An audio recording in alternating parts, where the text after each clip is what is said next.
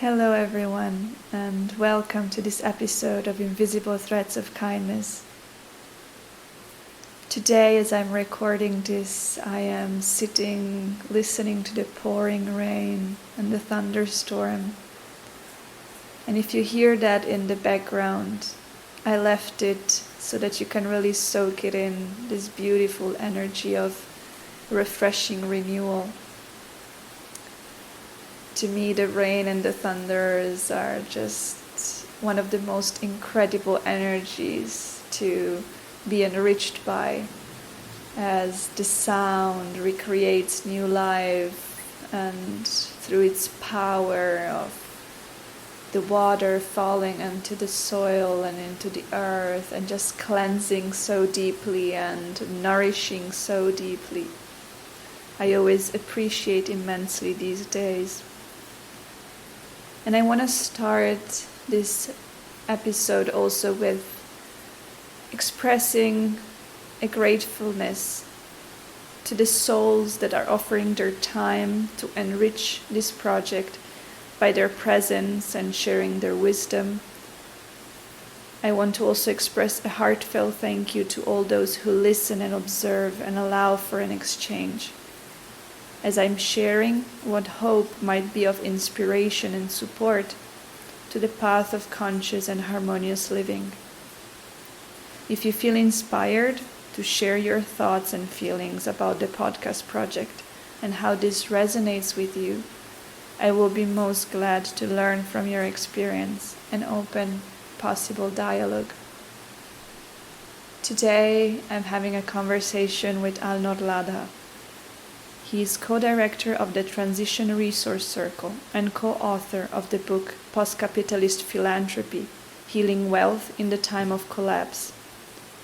Alnoor's work focuses on the intersection of political organizing, systems thinking, structural change, and narrative work.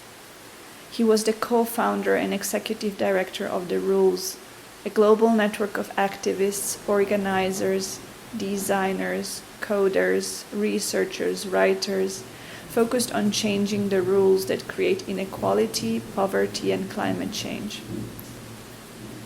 Transition Resource started in 2012 as a time-bound project and an experiment in temporary organizational design, exploring new ways of how to work, play, and co-create together. Alnoor comes from a Sufi lineage and writes about the crossroads of politics and spirituality in troubled times. He is also the council chair of Culture Hack Labs, a cooperatively run advisory for social movements and progressive organization. His book, co-created with Lynn Murphy, has been a big inspiration in my path, and I'm very grateful and with great pleasure to share this conversation with you today. I'm very, very grateful for your presence and your time and the opportunity to meet and exchange, as it really, your work has really enriched me. It has really opened a big door into understanding our culture, and especially the aspect of really embodying ourselves in the culture and in the context, and understanding our place and our way of relating to one another and the ecosystem. And one of the aspects that I wanted to go through with you today was really the transition into an animistic economy, or the idea of economy for the living. So kind of, how does it nurture this new form of economy? How does it nurture empathic understanding and especially devotional service to a greater whole?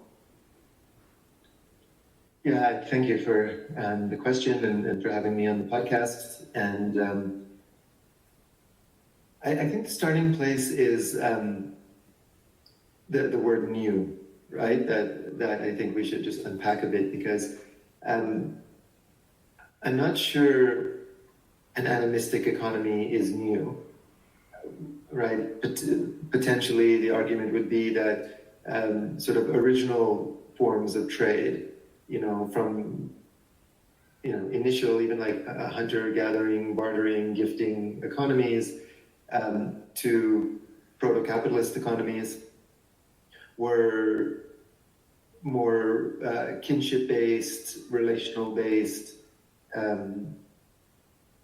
you could say animistic in the sense that animism was the sort of default understanding of people who are embedded in an ecology.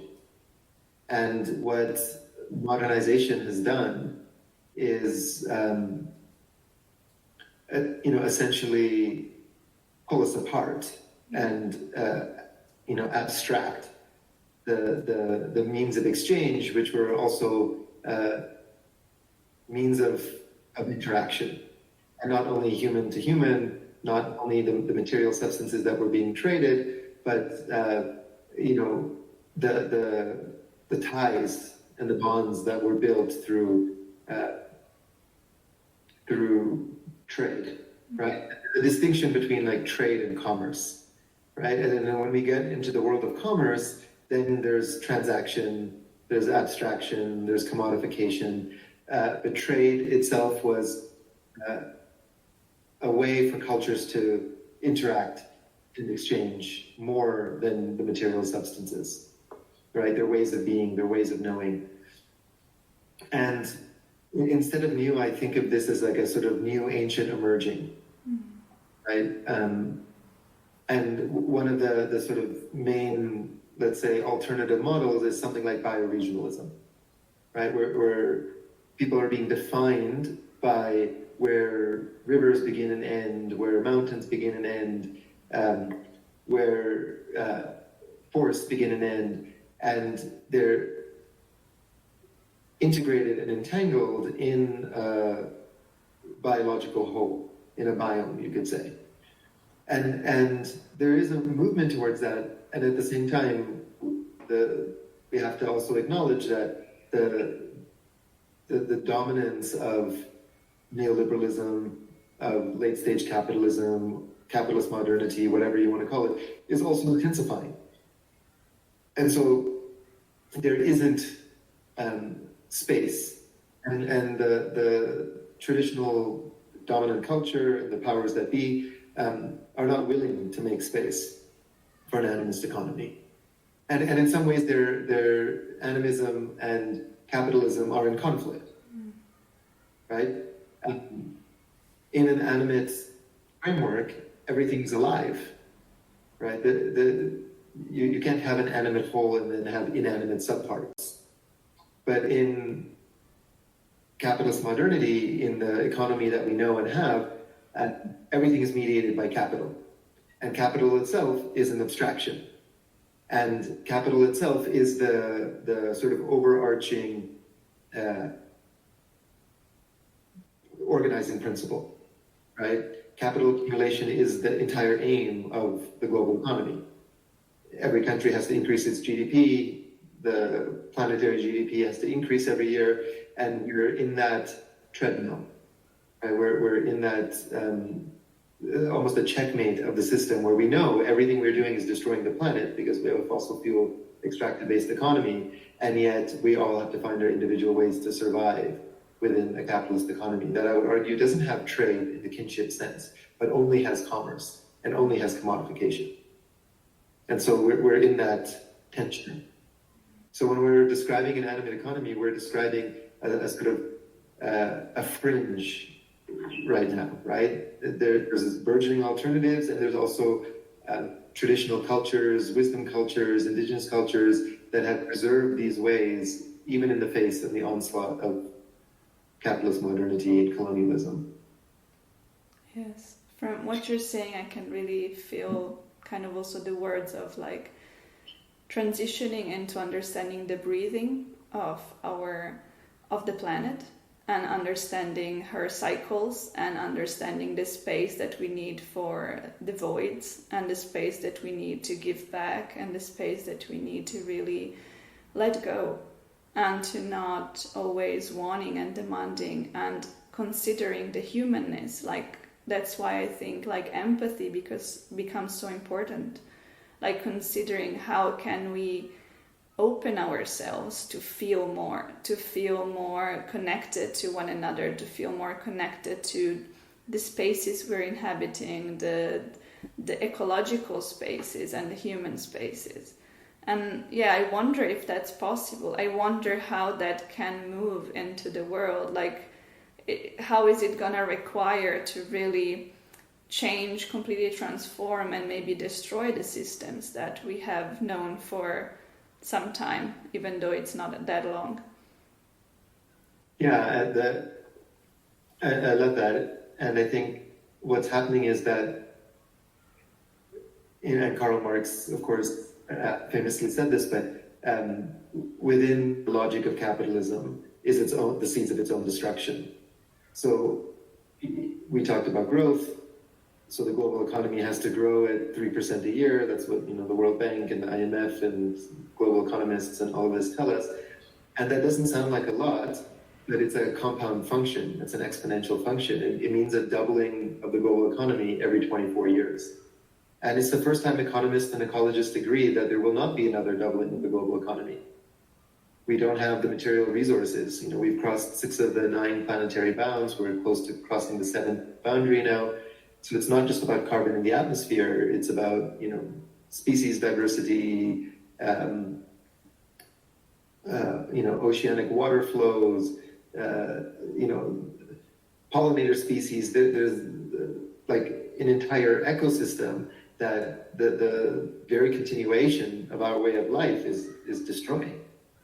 And so at some point, probably within a generation, we're going to see the end of this mode of capitalism. And 1%ers and power elites, they know this. And so they're invested in keeping the sort of existing division of power as it is. Right? They're going to move to cryptocurrency and the global reset. And, there's a sort of a strategic maneuver in order to try to maintain the existing structure and balance of power. And at the same time, as these alternatives, post-capitalist alternatives burgeon, it's also going to require like a shift in consciousness, right? It's not just new materialist interventions and new ways of organizing the economy. Our very gaze on the world has to shift. It has to become more animistic, more quantum, more queer, more of a polyculture, where we embrace many ways of knowing, being, relating, sensing through in the world. Yes. And I think also about redefining the ways we understand the diversity of richness as well. Like, what does it mean? I think we have enough resources to live sustainably and rich inside, but that might not mean that we can buy everything and own everything. So I think that's a big difference of like understanding how we can be nourished and enriched by so many sources, like by the human interaction, by the non-human interaction, by living in a different relationship. So I think kind of shifting all those models of understanding richness itself, because I feel a lot of the times we say we don't have enough resources, but we do. We have more than enough resources to be happy. It just, we might not accept them as such. And we're in a culture that incentivizes accumulation and status and these sort of extrinsic signifiers of what happiness is. And if we were to attempt to live at the material level of output of the global north, of the US or Europe or Australia or Japan or what have you, there wouldn't be enough resources. Mm-hmm. And there's a whole field of happiness economics that shows that over a certain amount of money, it's like something like $30,000 US purchasing power. Happiness doesn't increase after that point. And actually, there's a direct correlation between high levels of wealth and sociopathic behavior, psychopathic behavior, etc. Because as soon as you move yourself into the game of capital accumulation and status, there's never enough, right? You can never have too much of something you don't need. Yes. Yeah. I mean, it creates a lot of detachment and isolation and illusion of needing something, of becoming greedy and void. And I think something, for example, that I really appreciated is in the book you co-created with Lynn Murphy, Post Capitalist Philanthropy, you are using somatics, so you're really putting in somatic experience in the dialogue. And I think that's really helpful to understand like how to come back to feeling richness in a different way and understanding where it's blocked in ourselves and how can we move it again. And so also to transmute that kind of economic, social and cultural system that we are currently living. So maybe can we explore this a little bit, like how can we move this cultural system out of our bodies? Yeah, so I think that there's like stages or practices, and it's not necessarily developmental, it's more cyclical and reflexive and discursive. And part of it is really first starting with a critique of the dominant culture, like being good students of the culture, understanding what capitalist modernity is doing to us.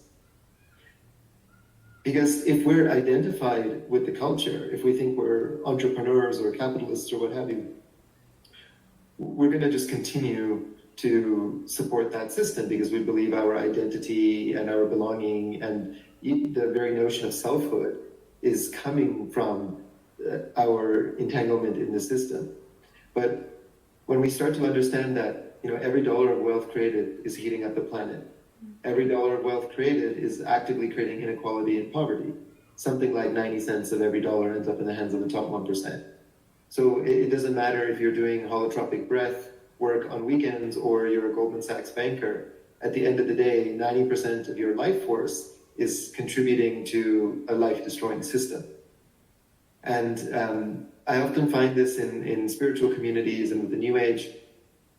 There's this belief that you know, the world is simply getting better and we are on our trajectory to ascension and money is simply energy and we're all calling in more abundance and manifestation and all of this, right? And it's deeply neoliberal, right? That spiritual worldview has been deeply shaped by acquisition and accumulation and commodification. And so there's an active practice of decolonization of not only the mind, but the heart, body, psyche complex. And we have to be willing to see and experience the impoverishment of the culture, of the dominant culture and what it's doing to the world. And that work is never ending. But if if your starting place is not to be critical, and there's really a deep lack of depth in critical thinking in and I'm speaking very generally, but in spiritual communities, right? You occasionally get someone like a Thich Nhat Hanh, who sort of incorporates more of this, an active Buddhism or something like that, but it's very rare. And I think in many ways, like Sufism has preserved a lot of this understanding, partly because the West has always aligned itself against Islam, right? We're in, even what's happening in Palestine in this current genocide is a continuation of a 1500-year crusade against a way of living that is inherently anti-capitalist. It's highly relational, right? Even in, modern Marrakesh, you can't go and buy, a carpet from someone without having tea with their family. It's just a totally different way of being. They've sort of preserved a culture of trade versus commerce. And so I think bringing that critical thinking in and not distinguishing the political and the economic and the spiritual, because they're completely entangled, right? Our entire lives are mediated by capital. Where you grew up, what you do for a living, who your neighbors are, where your kids go to school, if you have holiday time or leisure time or free time, or the time to meditate or access to tantra or yoga or ayahuasca or what have you is highly dependent on your proximity to capital. And so, even when we look at the economics of an ashram, right? Who gets to go up to the mountain and meditate for 40 days? Who's bringing them food? Where does the income of that place come from, right? Where are the tourists who support that ashram coming from? Like, it's all linked, right? The political, the economic, the spiritual are deeply interwoven. And so the starting place has to be critique, but it's necessary and not sufficient. There was a line in the book that you read that says something like, if you do not have a critique of capitalist modernity, you are contextually irrelevant. But if all you have is a critique, you're spiritually and creatively impoverished. Right? So the first part is, in some ways, to the New Age or the spiritual bypassers or what have you, which is like, capitalist modernity is the oxygen which we breathe. It is the water in which we swim. We have to understand what it's doing to us mentally, physically, spiritually, molecularly. And then that becomes a starting point then for the decolonization work. And that opens up our space to say, well, okay, how do I actually live with my values? How do I create these sort of new ancient emerging cultures and practices that bring me into post-capitalist ways of being? By post-capitalism, I don't mean, what comes after capitalism. Post, I'm using it in the term like with no dash, the way academics talk about postmodernity or post-structuralism. It's informed by. We're all enmeshed in the system. We're all complicit in the system. There's no way outside of it. But there's ways to essentially deconstruct and decode the dominant logic and then live our lives in direct opposition to that. And not necessarily even as an act of activism, but as an act of liberation. As an act of, this is how I want to live my life. Yes. I think it really goes into an act of self-love, because then you're also, and I feel it, self-love meant as, if you love yourself, it means you're also loving your body and where you come from, and that comes from the earth and the cosmos, so everything is very interlinked, and you're doing it for that. You're doing it in service of life continuing. And I definitely, one of the things, that came to me when you were speaking, like something that really shocked me, for example, when I was traveling to, okay, let's take it as an example, like to India. And I went and I was exploring how spirituality is interwoven with tourism and commercial aspects of it, where it becomes only a way to sell you more statues and a way to sell you more holy water and more of other things and more yoga mats or whatever. And it creates so much pollution, so much waste. It's incredible the amount of waste that is created by that. And as you say, maybe I can see this waste as really something that is both physical and spiritual. Like it's a waste on, we really don't need that. We don't need a yoga mat to feel the union with the environment. We just need to be very honest, I think, and very raw and a hand on our heart, which is quite a difficult practice within the system and the culture that we learn from, or we have learned from. And so, I definitely think that no one on this planet can take away the responsibility from learning how to be in deeper devotion and love to that life-sustaining force. Mm-hmm. And what I really like is also that you mentioned the work of restoration, transformation, solidarity, and recultivating the life force. So how does our ways of creation and consumption, how are they in relationship with life force? Like, how can we actually recultivate life force in the ways we create and consume? Yeah, it's a good question. So what you were referring to was the five-element mandala that's in the book. And there's the kind of, y-axis, which is the creation axis. And at the top of that axis is air, right? Which is creating new emerging ancient cultures. This is the work of artists, of culture hackers, of alternative media, etc. Right? Changing the values of the culture itself. And at the bottom is earth, the earth element, which is around creating post-capitalist infrastructure, what I was referring to as bioregionalism, right? Food, water, energy, educational, cultural sovereignty in a place-based way. And then the x-axis is the restoration solidarity axis. And to one side is water, which is solidarity with indigenous peoples, the tributaries of Gaia, those who are holding cultures worthy of the word culture and are land protectors and land stewards and have unbroken lines to their ecology.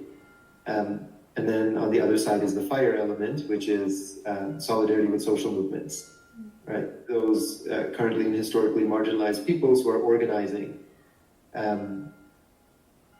in service to life-affirming ways of being. And in some ways, the five elements mandala is a way to map where to put life force and where to put energy. But at the center of it is ether, which is the recultivation of life force, which is central, which is largely ignored, especially in activist circles, for example. And what I would say is there's no one way to do that, but there are, of course, practices, right? There's ancient practices. But what they all share is an embedment into the ecology itself, a sort of direct link to something bigger than the small as self identity, right? They're rooted in an immensity. You can call that consciousness, Allah, God, Creator, what have you, the emergent universe. But there's something bigger than themselves, sort of rooting directionality, and then also a deep commitment to the body itself and to practices of embodiment. And from that sort of trinity comes creation, right? If we are trying to sort of create art from the state of ego, and you'll know this as an artist, there's a certain quality that comes from the output. And when we move our ego out of the way and we allow something bigger than ourselves to come through in service to something, the quality of that work and the texture and the milieu of it is completely different. And the irony is what the culture rewards, what is put into museums, what gets published in books, what gets put on media is the most shallow vibration of the ego, projecting itself into the world through mastery and completion and certainty. And actually what recultivation of life force is about is, in many ways, ambiguity and uncertainty and the sacred absence and what's not there, but what's always there. Yes. In a way, it's about letting go of the control. So letting go of the idea that I am creating or I'm doing, and how does it rather create through me, and how does it rather move through me. And I think always, for me, there is such a beauty, a profound beauty in the fact that whenever you let go of control, so many magical things happen, because you absolutely don't know where it comes from. You don't know what the outcome is going to be. And somehow it's just going to lead you into so much expansion, in just the sense of really opening up to all those aspects that are human, non-human. And there is this aspect of, I feel like a harmony in the chaos, like a harmony in between all that you don't know about, all that you ignore, but it's always there. And yeah, I just love that aspect of liberating ourselves from having to control anything, own anything, be accomplished in a certain way, like being seen for certain things. And I don't know, for me, I always feel like lately in the arts, we're going for the praise of the ugly, as in we're going for the praise of whatever is destroying, eating itself, rather than what is really flourishing and really like opening up. And this is a little bit in general like a metaphor. We are not really allowing for things to flourish and let them space to grow. And as I was saying, I feel like the earth herself can sustain so much life. She gives so much life. She's so full of life. But when we want ownership of that life, then we're becoming very impoverished.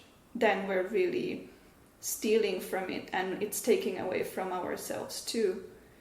And yes, I wonder what maybe could be in your way of understanding, like how do you perceive life force as this connection with the earth?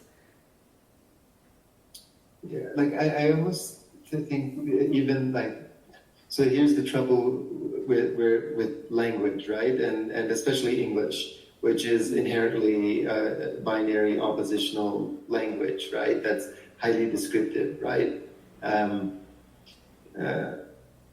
Lots of nouns, 60% nouns or something like that, right? So it's all about the objectification of the world. And even the idea of nature as something outside of us is so deeply problematic, right? And so deeply interwoven into our way of being.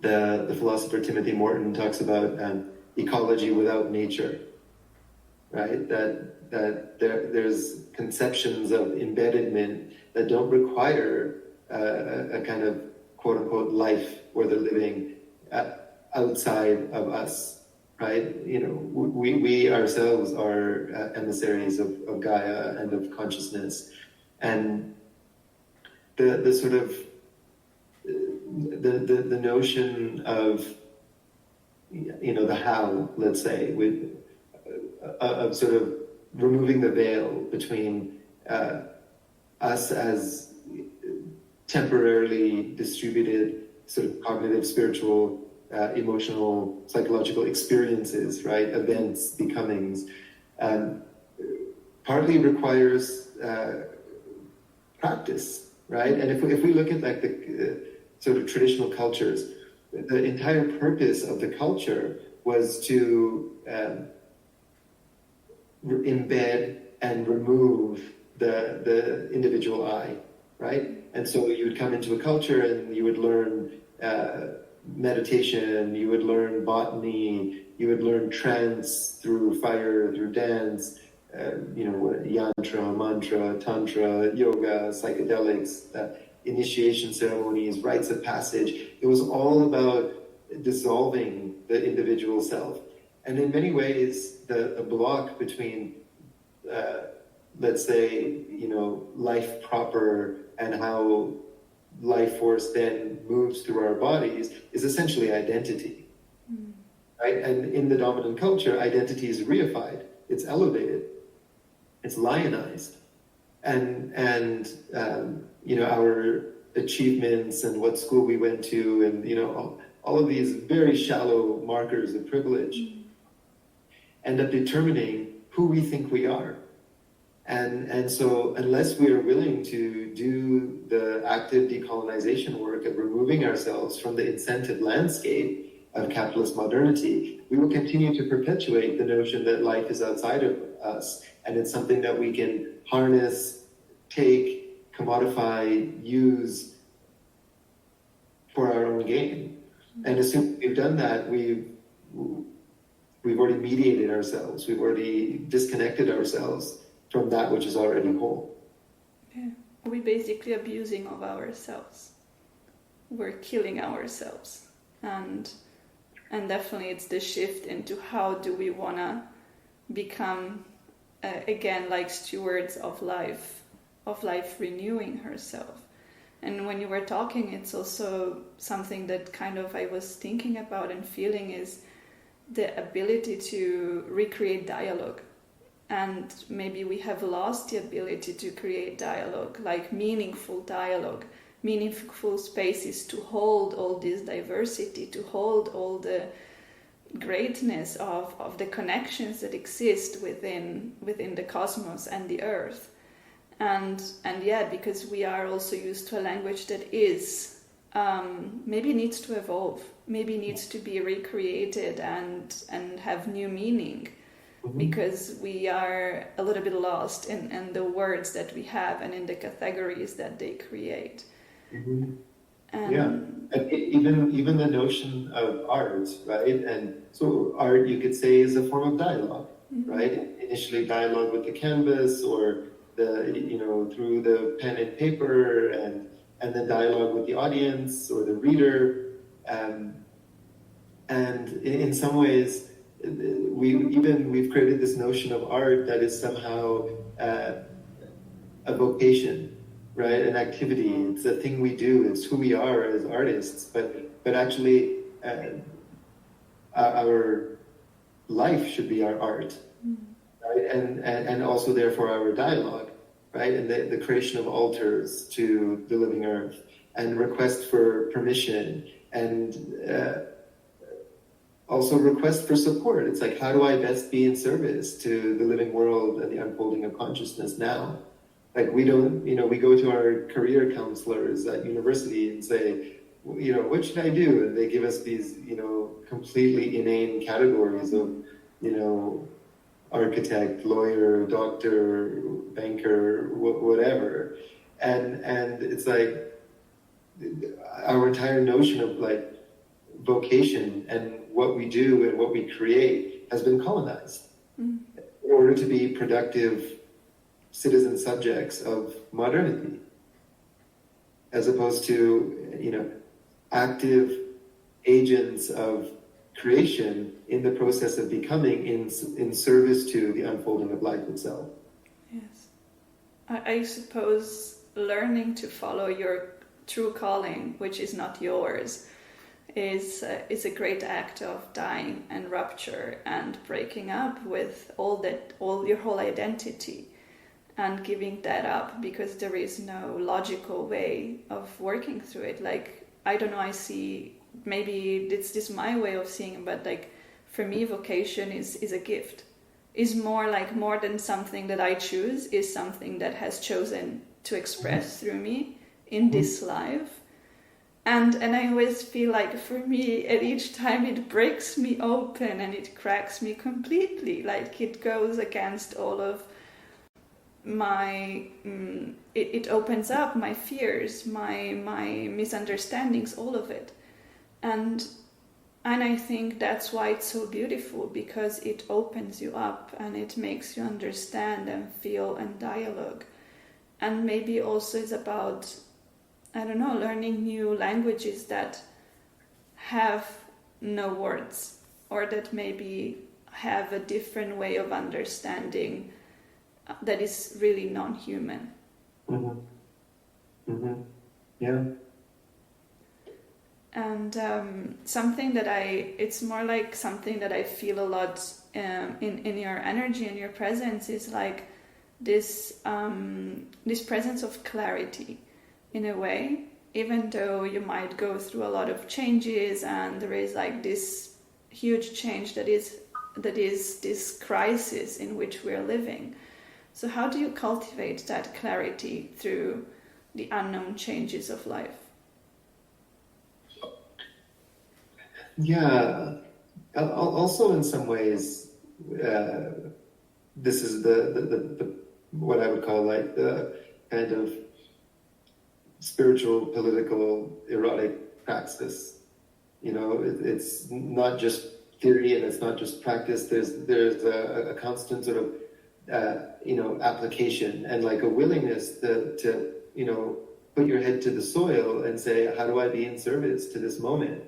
And also, not bypassing the grief and the anxiety and the depression and the overwhelm that comes with living at the end of history, living in the midst of, end stage capitalism.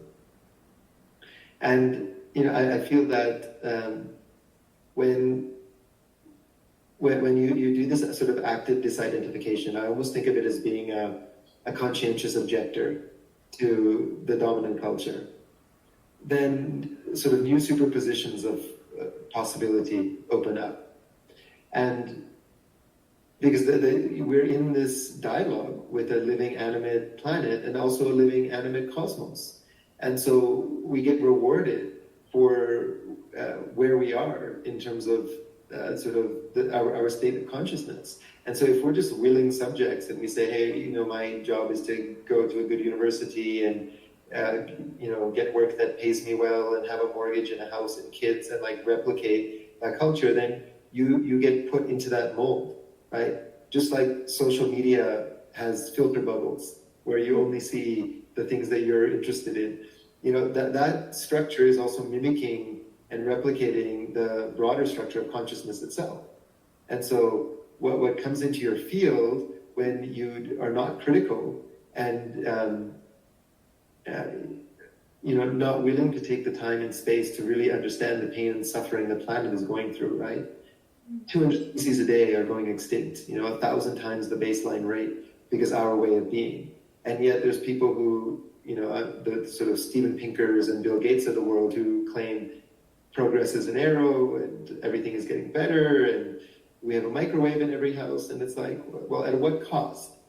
And then as soon as you move into the stream of critical thinking and you're willing to deconstruct the system, even though you may be a beneficiary of it, right? Those of us who have grown up in the West and have access to, even the computer that's mediating our conversation, it's in some ways harder for us to be able to do that. But as soon as you step outside of that and you ask, then you're given, these superposes in ways that you wouldn't be able to access. And I think in some ways, clarity comes from that, and I'm also a big believer in psychedelic plant medicine, not, done in a commodifying way, but, within the cultures that they come from, with elders, in ceremony, in communal spaces, and not just for self-healing, but to consult the plants. And, these plants are millions, tens of millions years older than us, and they have information to give us. And so to be able to go, if you go into that, you can go into an ayahuasca ceremony, and I know people who have done this, who work in Silicon Valley and come out of an ayahuasca ceremony and say, ayahuasca told me to do this new AI app or whatever. And it's like, well, this is, there's a reason they call them non-specific amplifiers, because they're sort of amplifying your own biases. But if you go with humility and you go with heartbreak and you go with grief and you're like, I'm not okay with the way things are happening. What can I do? Information is then given to you. Direction is given to you. Clarity is given to you. And so it's not just psychedelics, the entire living planet is psychedelic in its own way. But it's a matter of the willingness and the openness and the humility to come to the living ecology and ask. Yes, and in a way, losing more than you wanted, more than gaining. Like going with the idea of saying, I let go rather than I take. And then, I don't know, I was writing something for myself, which was, when you have everything, you have nothing. And when you have nothing, you have everything. And that kind of answer that lies in that space. And really, yes, and it resonates for me with your idea of humbly devoting yourself or surrendering yourself, opening yourself, and beyond what we can imagine that the answer is. Because maybe sometimes the answer isn't what we want to hear, and it isn't the way we want things to go. And again, it's about we shouldn't control it, but rather just seeing. And I also feel I don't know, I feel for me it's important somehow to say also that even plant medicine or whatever practice you decide to engage with, I feel like it's a relationship as well. Like it isn't something that you do on a Sundays or like on a festival and then all of the doors are going to open for you, and I feel like it's really more of this idea of ritual and rite of passage and being with that. And maybe that is something that we're missing a lot in the relationship. Like we're not having that time, that integration, that space for understanding what does it want to tell us. I mean, it's a lifetime journey. At least that's how I feel. Like it's not something that it's done within a day. Yeah, completely. Yeah, and this also goes back to the notion of the culture, right? In the dominant culture, the sort of globalized, industrialized culture, there is no ritual, there is no rite of passage. It's about the increase of productivity, right? Biohacking, how we do more, get more, etc. And the result is this deep disconnection and the ennui and the existential angst that most people feel. And it actually prevents us from doing what we actually came here to do, which is to be in service to the planet in this time of crisis. Yes. And I think I want to leave it with that, in like really encouraging everyone who's listening or watching this to ask that question. Like, how can I be of deeper service? How can I become a more clear channel to this dialogue, to this interaction, to this reciprocity with everything that is? I think it's probably the biggest gift we can ever receive. And I also I really appreciate you taking the time to sharing with us, because I really find it very inspiring. So thank you. Yeah, my pleasure. Thank you very much. And is there anything you want to add, or maybe something that you feel like you want to leave with people before we close up? No, I think that's a good way to end. Okay. Well, thank you so much. Yeah, thank you. Thank you.